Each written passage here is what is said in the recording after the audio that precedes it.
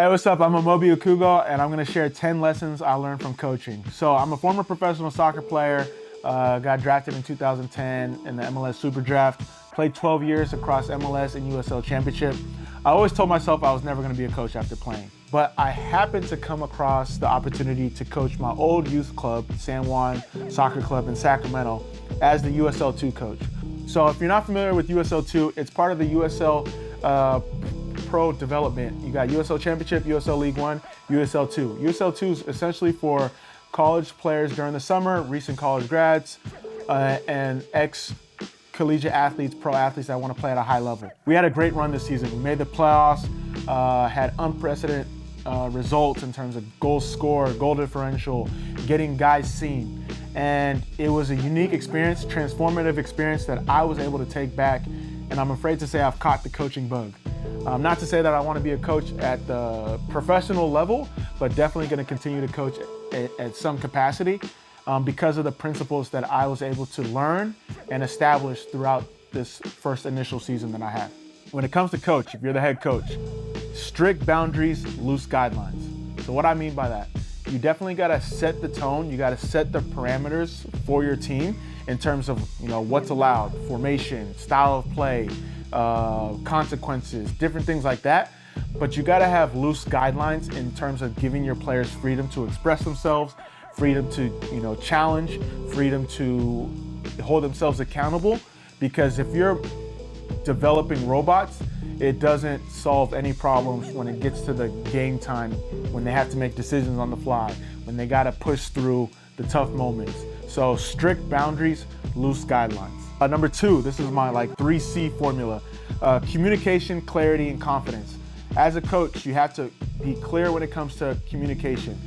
Not saying one thing, doing another.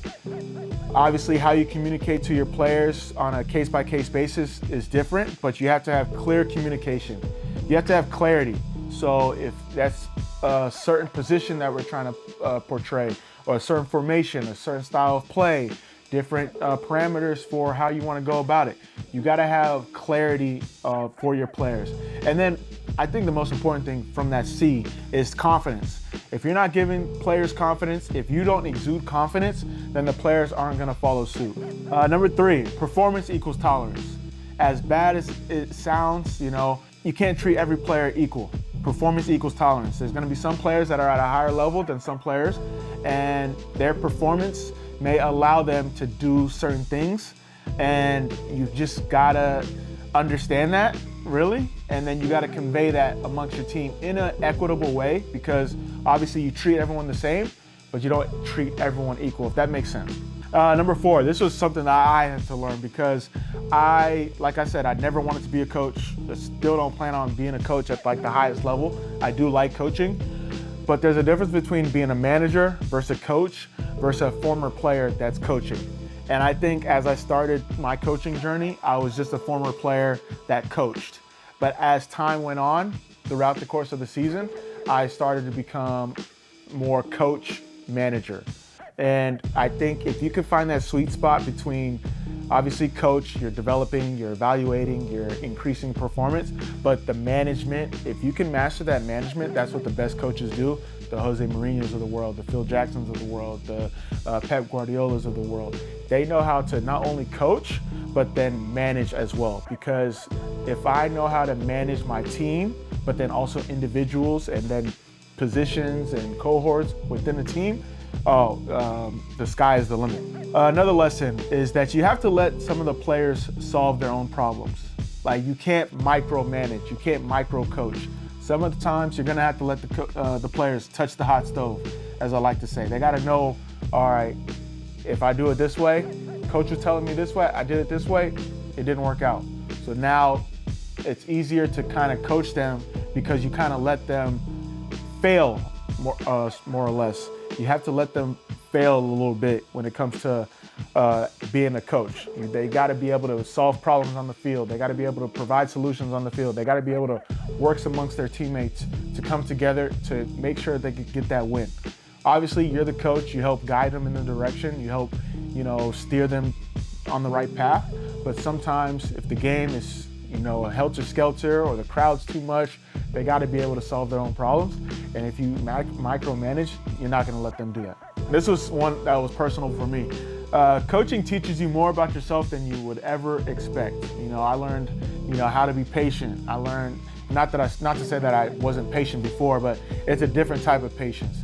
I learned, sometimes what you think is right might not be right. Like the formation you want to play may not fit the personnel that you have. How you lead, how you present yourself, all these different things, you expose yourself and you learn from your players as well, from the environment that you set. And I think as a coach, whether it's the highest level, whether it's youth sports, whether it's volunteer, you're gonna learn and it's gonna teach you more than you think. Speaking of patience, you gotta have aggressive patience, as I like to say, because as a coach, you're judged on wins and losses. And obviously the USL 2, it wasn't like you're gonna get fired if you don't perform, but when it comes to coaching and the transferable lessons that it applies to life, to business, to whatever, you're judged on your results. So while you still have to be patient, there has to be an aggressive timeline to that patience. There has to be deadlines, no deadline, no deal, as I like to say. So when it comes to a lesson that I've learned from coaching, is like, how can you build that aggressive patience to help the betterment of your team? Another lesson I want to say is like, you set the tone. You set the tone. If you're laissez-faire, your team's going to be laissez-faire. If you're double down, super strict, your team's going to be super strict. So understanding what type of tone you want to set for the betterment or for the overall progression of your team. I think it's really important to set realistic expectations. Everyone wants to be Real Madrid, but sometimes your team doesn't have the talent, the personnel, or maybe you're not the right coach to get them to that level. So realistic expectations, not to say that you should lower your confidence or lower your self-esteem or say you're gonna just play to play, but you have to set realistic expectations, because that's gonna be the barometer of where you're gonna go and how you're gonna develop and some of the goals that you're gonna set throughout the season. So for example, our USL 2 team, I knew our team had the potential to be a playoff team. So I set the realistic expectations that, all right, this is simple.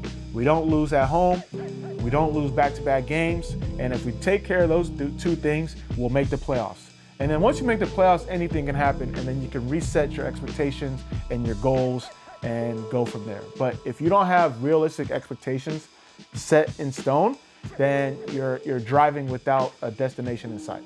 And then the last one is, when it comes to a coach and you're building your team, you have to set the culture. But you set the culture with the team involved. It's not you setting the culture, because you're not the only one involved in the team. So it has to become from the players. So if we set a code of ethics, or if we set the culture that we want to set, I involve the players, because then it lets them hold each other accountable. Whereas I'm not just the ruler and the disciplinarian. It's more like, yo, we established these rules at the beginning of the season. What are we going to be? We're not a team that doesn't show up late to practice. We're a team that everyone, performs and volunteers. We're a team that makes sure, when it comes to being fit, so that when I'm saying things that we agreed upon, it's not like I just put it on them. It's no, we came together to build this culture, to build this code of ethics. And when you get involvement from the group, everyone, it's a high tides lift all boats mentality. And I think that's one of the biggest things that I've learned when it comes to coaching. And I think everyone should perform or try to be a coach at some level, in some way, shape, or form. But these were the 10 lessons that I learned, and hopefully you can share some lessons that you learned as well. As we always end, the vision is clear, the road is not. Okay, you go.